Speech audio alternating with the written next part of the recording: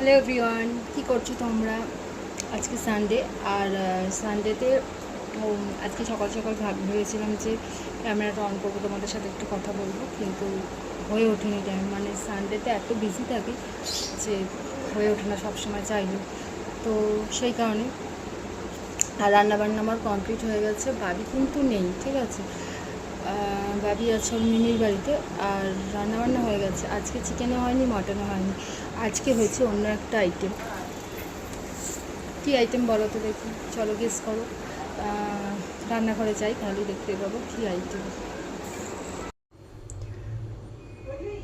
খুব সিম্পল কিন্তু খুব লোভনীয়, খুব টেস্টি ইলিশ মাছের টক।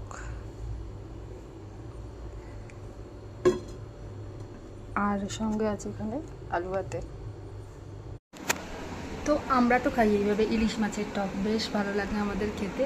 তেঁতুল দিয়ে ইলিশ মাছের টক। আর আমার থেকেও বেশি ভালোবাসে আমার বরমশাই, ওর ভীষণ ফেভারিট।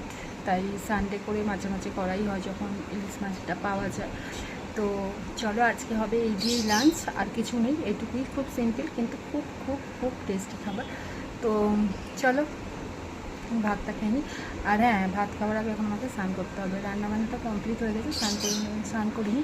আর তার আগে ভাবলাম যে তোমাদের সাথে একটুখানি কথা বলে নিই, কারণ কোনো ভিডিও সকাল থেকে করিনি।